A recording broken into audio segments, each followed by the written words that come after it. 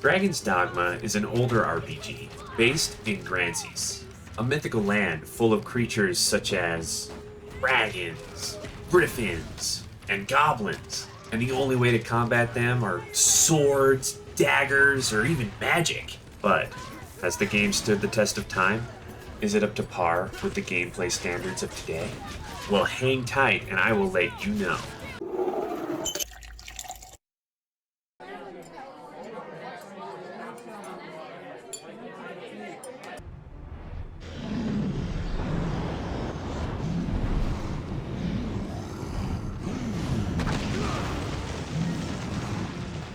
The story follows a man, or a woman, you decide on character creation, living in a small fishing village, when one day, a dragon suddenly attacks.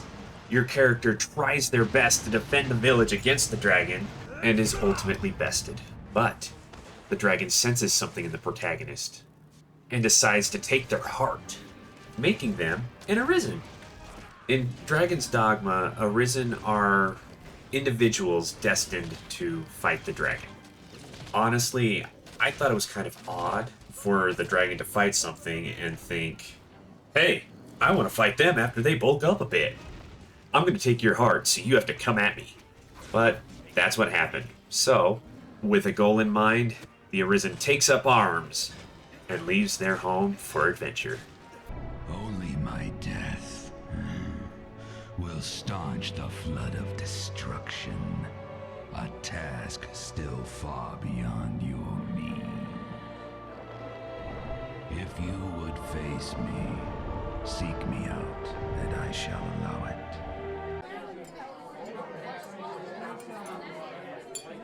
Dragon's Dogma got an ESRB rating of M for mature, due to the blood, violence, and partial nudity. There is a lot of blood flying around as you're fighting monsters and humans alike, and the partial nudity wasn't totally apparent. Just a few monsters, like harpies, are, humans mixed with birds. They'll be bare-chested. But the graphics and the speed of the game make it really hard to tell what exactly you're looking at. The fight scenes can get a bit graphic with the dismemberment of some monsters. So, depending on personal restrictions and the age of the kids, you may be more inclined to wait until bedtime before busting this game out.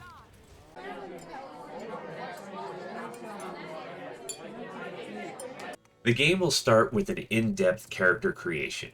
After choosing the gender, there will be a lot of options to adjust, like height, hair, makeup, and even voice. But don't be too worried about it. There will be a barbershop available later in the game, where everything can be changed for a price. So, nothing's permanent. Shortly after that, you will get the option for which vocation you prefer. There are a total of 9 vocations, but only 3 basic vocations can be selected at the beginning. The fighter, who wields a sword and shield. The strider, who's into bows and daggers. And the mage, wielding a staff and casting magic. The rest of the vocations will either focus on one fighting style, or be a mix of a couple of the basic vocations. Immediately after that, the Arisen will be introduced to pawns, otherworldly beings, whose only mission in life is to do the bidding of the Arisen. The Arisen's party will consist of themselves and 3 pawns. They'll have the main pawn, who will always be with the Arisen. This pawn can be customized as much as the Arisen character, and you can even decide what vocation they're going to have. The other 2 pawns will be summoned in special areas of the game. These secondary pawns will not level up with the Arisen, so they do have to be swapped out as the game progresses, in order to keep a well-balanced team. One of the cool mechanics in the game is the pawn of a friend can be summoned to your party, for no extra cost. Rift crystals are a currency in the game that are used for summoning pawns. If the pawn is the same level of the Arisen or lower, it costs nothing. But if they want a beefy pawn that's a much higher level than the Arisen, it would cost quite a bit of Rift crystals to get them on the team. The team of pawns will constantly be talking about the current quest or the surrounding area. It could get quite annoying, but they'll usually be giving some good advice on how to take out a specific monster, how to accomplish the current quest, or even where a hidden treasure might be nearby. So it's still worth listening to them. The combat felt a little difficult at the beginning of the game.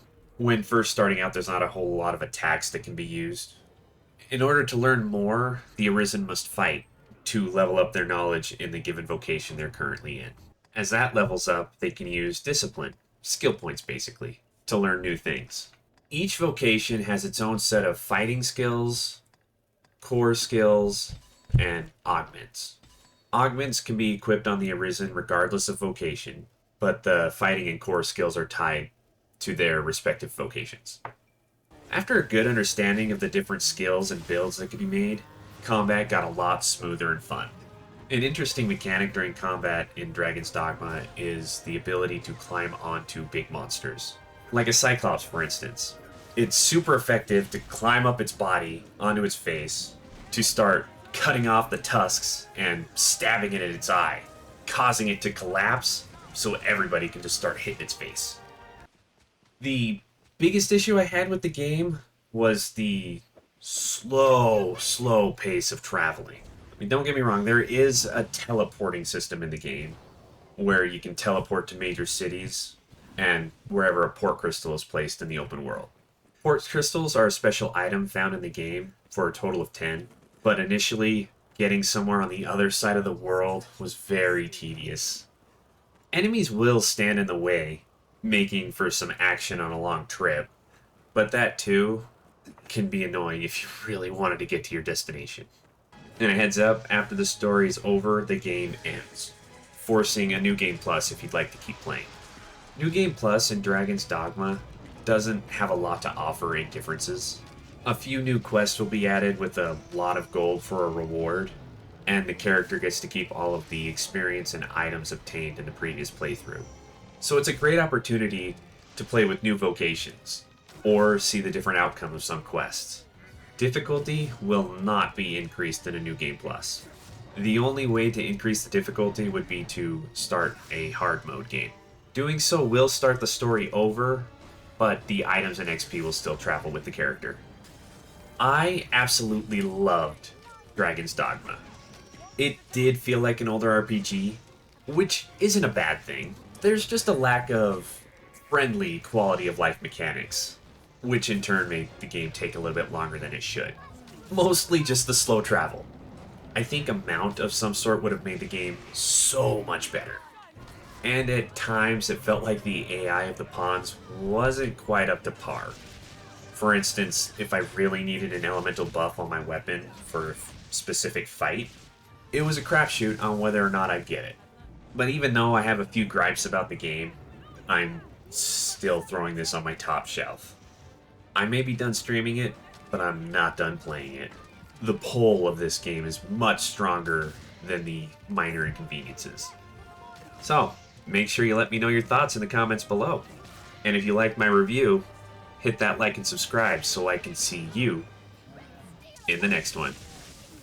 Bye!